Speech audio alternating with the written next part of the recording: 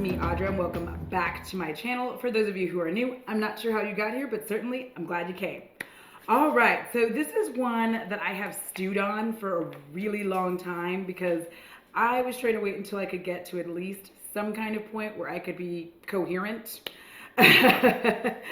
So as you may have seen by the thumbnail, we're going to be talking about PR. And I think it's really important as a small channel to talk about this because we hear a lot of things, we see a lot of things on Twitter, and we have these ideas of PR and how it works and all this kind of stuff.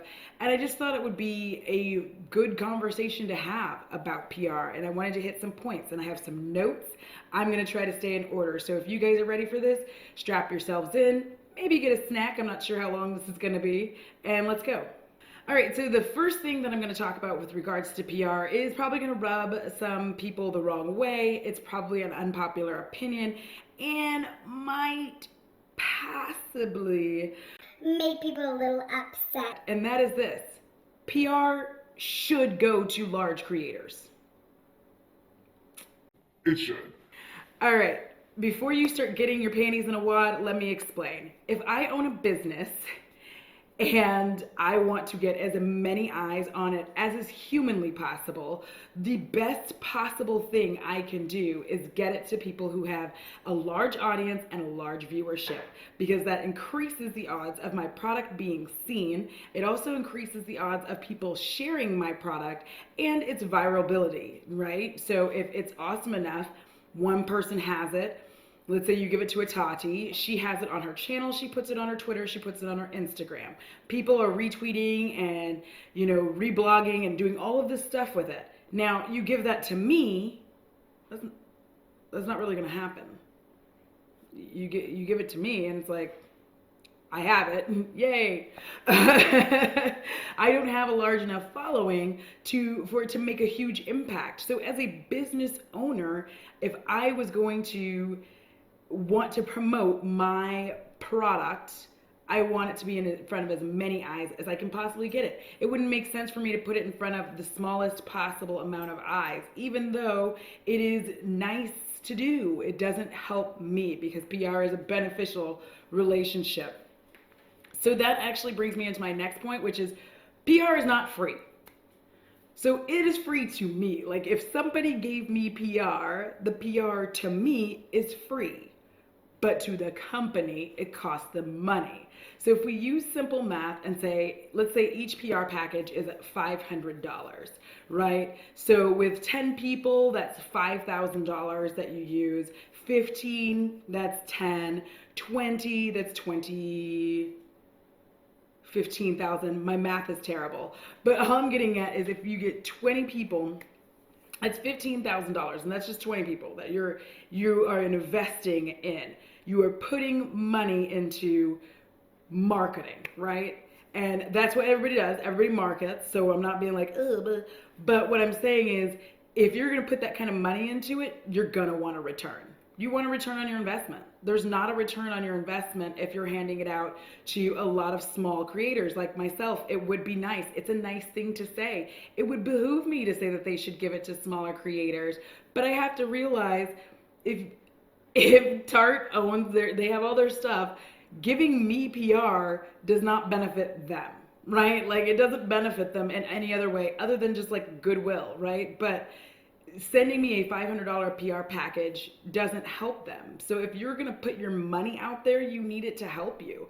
So it's not free. Like, yes, I get it for free, but it's not extra product. This isn't BoxyCharm. You know what I mean? Like, this is something that they have worked hard on, that they've spent money on, that they've put together to send out in hopes that a creator will like it enough, put it on their channel, and encourage other people to buy it. So it isn't a free thing, because here's the thing, you could send that PR, and if somebody for one reason or another doesn't really want to showcase it, doesn't really want to do anything about it, then you're out that money. But you're not going to do PR and spend that kind of money on a chance, right? If you had to choose, like if I own my business right now and I had to choose between giving my channel, like a person like me, let's say I'm not me, giving me a PR package and giving that same PR package to Smoky Glow, I'm gonna choose Smoky Glow because I know she has thousands of people who watch her channel regularly and give her views and share and reshare. She has people who tweet to her, and she has people that she tweets and retweets. So if I had to choose, as nice as it would be to say, oh, give it to me and give me a chance. I'm not taking a chance that I'm not going to get a return on my investment, right? You know, so I'm literally sending my product out to to creators in the hopes that it will get in front of people. They'll try it on camera, and they will hopefully love the product, and therefore their entire following will go out, try, buy the product, and it'll be awesome sauce for me. Now, the thing about that though is that while PR should go to larger creators, that's a given to me. That's a given. And while PR is not free, I don't think that PR needs to be given out the way it's currently given out. What I mean by this is if I have an entire foundation line, right? This is my foundation line. I have 50 shades. I'm, you know, on top of my shit. I'm part of the world. I'm like, yeah, I'm going to have inclusivity. Yes. I don't need to send all 50 of those shades to Britt Clark. She doesn't need them. She does not need all these dark ass shades. And I love Britt Clark, but I'm going to tell you right now, she is not dark. She is definitely not dark. In that same vein, I don't need to send every single shade to Nima Tang or the Fancy Face. I don't need to send it to him because the two of them are not light. So giving them the entire thing is ridiculous. You should literally start paring it down to what somebody might actually be close to in shade, and that's what you send them as PR, because then you can actually disseminate that PR amongst some more mid-range and smaller creators, not my level of small, but mid-range and smaller, because one, you're probably going to spend the same amount of money, but your reach would actually, in a lot of ways, increase in ways that you didn't think of, right? But we don't really think about it in the sense of, like when I look at it, I think a lot of people go, well, you would be giving this channel a chance, blah, blah, blah. You're not going to spend your money on a chance. So even if they wanted to go ahead, somebody's like giving me PR, what does it do for them? It is a mutually beneficial relationship. And a lot of people forget that. You're not giving it away out of the kindness of your heart. You're giving it to them in hopes that it's going to do something for both of you, right? So they get their clout, you get yours, and everybody works it out. But I do think that if you're going to spend this kind of money, why wouldn't you just say, I don't need to send the entire line to one person, right? Because Tati does not need all of it. Britt doesn't need all 50 shades of the foundation. It's not going to do anything for her. Now she's got oodles of waste for her, right? Because she's going to get it and she's going to be like, but I am not deep dark, so. And like a lot of folks, she may, just to show on her skin tone, just be like, yes, they do have really dark shades, and swatch it, right? So then you have that she's already opened it, so giving it away becomes difficult. And that actually leads into something I've been seeing for like at least a year now, which is creators getting caught selling their shit on Poshmark. Selling the PR on Poshmark. I honestly don't think that it has to do with bills or anything like that. I don't know their lives, but what I think it has to do with is you have waste, you don't know what to do with it, you don't know where you're gonna put it. If you've swatched it, it becomes, and I'm not excusing these people, but if you've swatched it, it becomes something that's not usable or you can't give away to the shelter. So what do you do with it? You put it on Poshmark. And some people are just greedy assholes and want the extra cash. But I think that because of the wide range of PR people are receiving, and if they even don't use it at all because they don't want to, they don't follow the brand, rather than just having some morals and sending it back, which is what I would do, they go ahead and sell it. And it's just like, okay, I feel like a lot of this could be avoided by knowing what your creators like, right? So this is where I say I think that PR can be done differently. Almost like an Ipsy survey or a BoxyCharm survey, right? And this is gonna sound super dumb.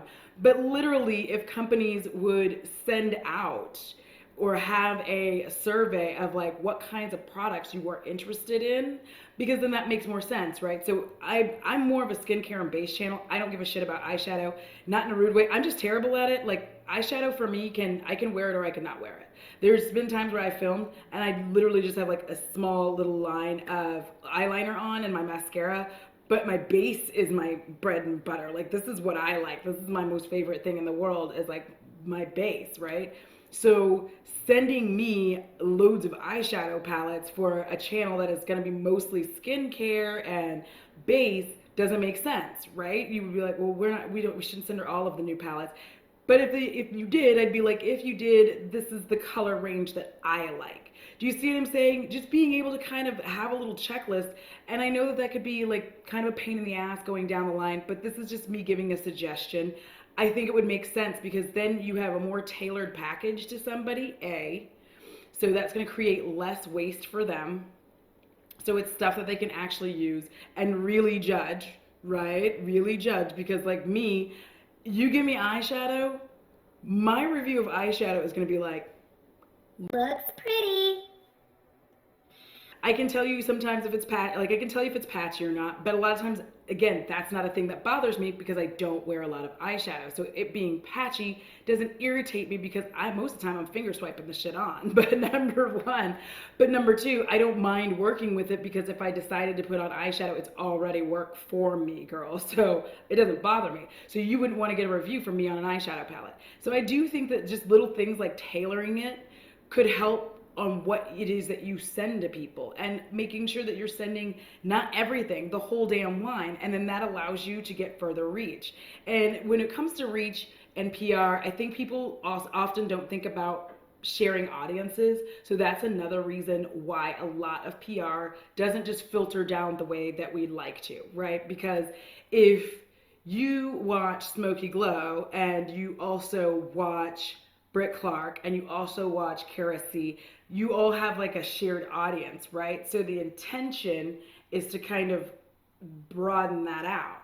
So what I would look at too, though, is if you do the PR like I was mentioning earlier, as these tiers go down, what you don't realize is that these people's interests and channels that they watch start to branch out even more. So I think that by doing it that way, you do allow yourself the ability to be able to give to some smaller creators without it being a burden or a pain in your ass, right? So that's just my thought there. PR actually has nothing to do with affordability. I'm going to say that again. PR has nothing to do with affordability. Really, people have got to stop trying to put those two things together because they'll be like, well, Tati can afford to buy it. That's not the point. The point of PR is not whether or not you can afford to buy something. And it has never been that way. It's never been whether or not someone could afford to buy it. Of course you can afford to buy it. That isn't the point.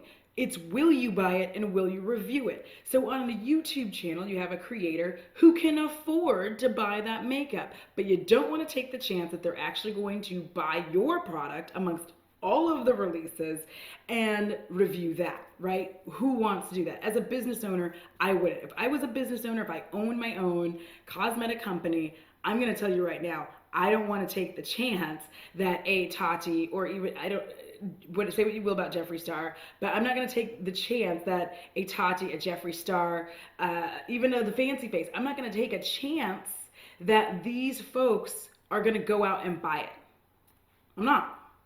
I'm not going to take the chance that Nady is going to go buy it. I'm not going to take the chance that, who else do we have? Robert Welch. Ooh, I love him. I wouldn't take the chance that these people are going to go buy my product. I'm not. What I'm doing is, if you think about it business, I am eliminating obstacles because that's what you do in business. You've got to be able to cut down on any obstacles. So instead of calling somebody or sending them an email and being like, hey, how are you doing? We are coming out with something new. Here's a discount, or would you consider buying it? Would you consider trying it? Instead I'm removing all the obstacles and going, here's the shit. And that's literally what I'm doing. Instead of being able to listen to them hem and haw and go, oh, well, I got a lot of stuff this month, or I already have all these videos planned. I have this, this, and that. I have that. I'm like, and I put this in there at their doorstep. Like, here you go. It's at your doorstep. Now you don't have any more objections to at least trying the product. Your objection is dead. And that's what you've done. You removed obstacles. That's what you've done. So PR does not have anything to do with whether or not somebody can afford it. In fact, it's because somebody can afford it, which is why you send it to them. They have the money. If you look at any celebrity, the stuff that they have, all the freebies they get, it has nothing to do with whether or not they can afford it. It has to do with being able to promote it. And you cannot promote it if the people that people look to for style, fashion, beauty advice, even down to dieting and how they eat, if they're not using it, then you're going nowhere. It's hard to do anything. It's hard to promote it. But if you have your Tatis of the world sitting over here being like, I freaking love this product, it's freaking great, we're all watching. So we'll go out and try it. PR is necessary. It's necessary. That's what I was saying. It has nothing to do with affordability, but PR has always been a necessary thing. I don't think people sometimes understand PR. Like, it is a necessary thing. If you want to get your product out there in the easiest way possible, especially in our digital age right now, girl, I'm telling you, if you own a company, you want to send out PR. You want people to get excited about your product. You want people to be hyped. You want them to have it a little bit before everybody else does. You want them to have me so excited about trying it. I mean, if Hava is like, oh, we're gonna send you this, and they send it to me early, and I try it, and I'm like, oh my god, this is the business. When I'm reviewing it, I'm stoked about it. I'm like, oh my gosh, this is so amazing. I love it. It's doing all this stuff for my skin. Da da da da. Like, I'm hype about it. I'm not I know you guys seen 17 reviews on this, so you want to get it in their hands. It's a necessary thing because all of us are consumers, right? So how do we consume it? How do we find out about the product? How do we see it live instead of just in a magazine or just in, a quick ad? How do we see it live? PR. Because I'm telling you, everybody's not going to run out and just go buy the stuff. If you don't have to, you don't have to. For those of us that are smaller, yeah, we will go buy things. We will get stuff. Not saying we have to, but we will because we know that people want to see it. We know our audience wants to see it. And so do brands.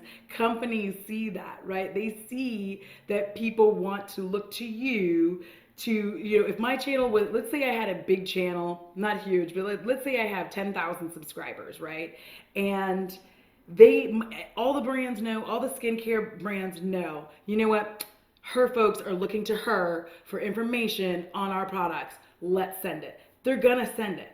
It's a necessary part of the game. It's a necessary part of every single game. Getting it hyped, getting everything out there, getting people wearing it, getting people talking about it before it's actually there. That's how it works.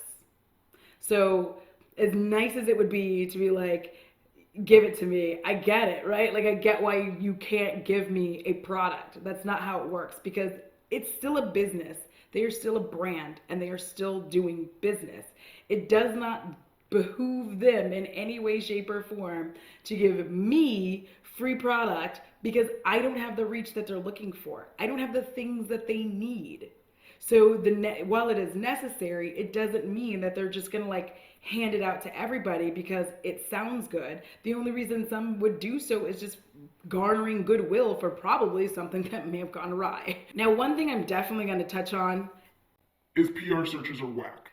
And they should definitely stop. And by stop, I do not mean that brands should never do a PR search. But they should not do them the way that they've been being done. First of all, you have the fake, okay? You have the fake ass PR search that's really just them wanting people to talk about their product and buy their product, okay? And that's really all they've done. The other is it's not even the Hunger Games at this point. I don't know how many of you saw that last year. I'm sure most of you did. But I'm sure most of you saw the ABH just nightmare, the purge battles going on with trying to get on the PR list and trying to make that PR search. It is horrible. And the reason I'm so adamantly against them doing searches like this is because it really breaks people's dignity. It really does. And before people are like, well, you don't have to be a part of it, and you don't have to da-da-da-da-da. We kind of forget that there are people who've been doing this for years. They've been working for years. They've been busting their ass for years, building an Instagram following, building a Twitter following, doing looks every day. They have a full-time job, and yet every day they're out there serving because this is their dream. This is their dream. And it's hard to give up on your dreams when you put a lot of fucking effort into it. It's not something that you just throw in the trash one day and go, never mind. So when brands come out and do these PR searches, everybody just starts losing their mind. And at first, I think it starts out for like even the legit ones, it starts out with people being friendly, but as you see other people getting it, you get that why not me feeling, and then you start getting a pick me feeling, and it's just very rough and it's ugly and people are pushing so hard. And what you don't see is that someone is sitting there not getting chosen, feeling like everything that they've been working for is never going to come to fruition. It's never going to happen. And it's very public too that it's not happening. And it takes over all of the social media. If you're in the beauty sphere, it just takes over everything. And we get tired and you see this cattiness and this ugliness. And a lot of that, I'm not saying that all those people are actually nice under other circumstances, but I suspect a lot are. But when you see and feel that your dreams are being crushed right in front of your eyes, it's hard not to be a catty, angry, jealous bitch when that goes down. Like you're just sitting there like, I can't believe she chose this person. I feel like my look was better. And it's hard not to do that. Why wouldn't you?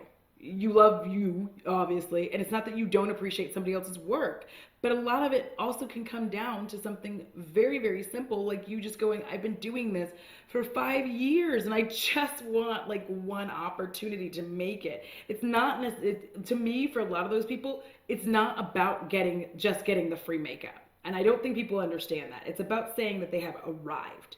Getting on that PR list is that you have arrived. It's like if you going to a club all these years and then one day you go to that club and they're just like, instead of you standing in line for 30 minutes with everyone else, you show up at that club and they're like, oh, hey, come on in. And they let you through the velvet line, the velvet rope, the red part. They take you VIP in, no more waiting in that line. You just walk right into the club. They set you in the VIP section, the section you stared at longingly like, I wish I could sit there. And now you're sitting there. You're sitting at the table. That's what it's about for a lot of people who create looks, who do this every day. That is their dream. It is about being able to sit at the table and show that you've arrived, not just for yourself, but for all these other people who would tell you that your dream was stupid. Because we all know, being in the beauty sphere, there's a lot of people who do that to you. You know, oh, you do makeup? Okay. Who do you do makeup for? That's a stupid job. That doesn't make any sense. People legitimately shit on your dreams. And it's like been like that for art and a lot of arts. It's been like that for a very long time, that people will shit on you. The only time that they're not doing it is once you've made it. And that's really what the PR list becomes for a lot of people. I'm not saying everybody, but I'm saying I can understand that rush and that push to get there, because you get on that list and it's not just them anymore, because you're on a list now. It suddenly feels like it won't just be this company. These other companies are going to start hitting you up and you're going to have arrived. You're going to be there. You're like, I'm sitting at the table. Yay! And another thing tying into that is that PR is not there because you can't afford it. Because we talked about affordability a little bit earlier. But I'm bringing this up because I'm going to tell you, like, I want the Smoky Glow palette. I want it. But I just paid rent and my car payment. Bitch, I cannot afford it right now. But that doesn't mean I deserve PR. So one of the things that I see a lot of is people posting kind of gimmies, kind of gimme posts, kind of gimmies. And we have to stop, because we have to realize that telling a brand that you're too broke to be able to buy it, like, I wish I could have it, but I don't have any money. Like, it doesn't mean that they should send it to me. Like, I don't think that Smoky Glow should send me a palette. One, she has no fucking idea who I am. I am in some other sphere that she doesn't know I exist. Not saying she's a mean person. I'm just saying she doesn't know who I am. It's a simple fact. Two, why? Why would you send me something? Because I can't, because I'm broke and I told you I'm broke? Like, that's not how it works. So we need to be a little bit more careful about saying that. And it's no offense to anybody because I've been guilty of it too. I'm not being shitty to anybody, but we do. We have to be careful about that because it's not there because you can't afford it and you don't have the money. They're not going to send it to you just because you're broke. Like, that's not how it works. It would be nice if they did, but it's still a business. It is still a business transaction. So just because I'm broke doesn't mean that, like, Jen Gerard has to send me all her lipsticks. Like, that's not how it works. What it means is that I'm still broke. And finally, one of the last real big points I wanted to touch on is that creators that receive PR are not less trustworthy. They're not. I understand that there were a lot of scandals that went along with PR before that people, and there's people still now who aren't disclosing like they should. But just because someone receives PR, it does not mean that they are less trustworthy. Just like because I don't receive PR doesn't mean I'm suddenly extra trustworthy, right? It doesn't mean because I'm going out and buying the product that I'm extra trustworthy. You have no idea who people are really, right? And you guys don't know. If you didn't hang out with me, you know who people are really. I could be telling you that I bought it. Maybe I didn't. Maybe somebody else bought it for me. Maybe the reason that I can talk about these products and be nutty is because I have a sugar daddy who's buying me all this shit and I'm just like, so great, hoping to get on a PR list, hoping to build my audience. I'm not, but that would be some cool ass shit. Just because someone receives PR, it doesn't mean that you can't trust their opinion. And it's really frustrating to see those kind of comments. I see them in lives all the time. I've seen him in Jen Loves Reviews lives. I've seen him in Britt Clark's lives. I've seen him in a few lives. I've seen him in Kara C's lives where people will make comments like, well, I don't trust them because they get it for free. Okay, calm your tits because we can't be like freaking out because somebody gets something for free. It doesn't mean that they're going to just blow it up. I think a lot of times that idea comes from this homegrown feeling like, well, I knew their channel when it was here and now it's here and I don't trust them now because like they're getting all this free shit and their lives have changed. Of course their lives have changed. Do you know what I mean? That's life in general.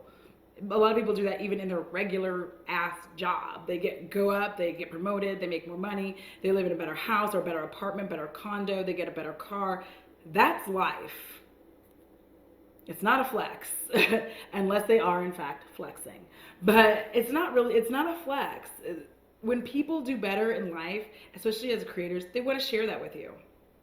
So a creator that receives PR is not suddenly being dishonest. They're still giving you an honest opinion. In fact, some of my favorite creators, if they receive PR that they can't even be nice about, and I don't mean give a good review, I mean be nice. A lot of them won't show that. They won't even film it. Like they'll film, like they're like, no, I hate it. I hate it with just such a furious passion that my review of this product can't even be positive. Like it doesn't have any positives for me. There's nothing I like about it. I hate everything to do with it. So I'm not going to review it because at that point it's just a bash and not a review. Maybe I'll put it in a rant video or something like that, but I'm not going to review it because I wouldn't. The way that I am is if I really absolutely, with the exception of a few things, but I'm weird like that about base products. But if somebody sent me something for free, they sent it to me for free and I absolutely despise everything about it and can't find a positive, I'm probably just going to tuck that over in the corner and not talk about it. Because my mama taught me, if you can't say something nice, say nothing at all. So that means if I can't find one nice thing to say about the product where it's like, I appreciate that they were trying to go for blah, blah, blah, but I hate it. If I can't even say that, I don't want to talk about it. So, that is that.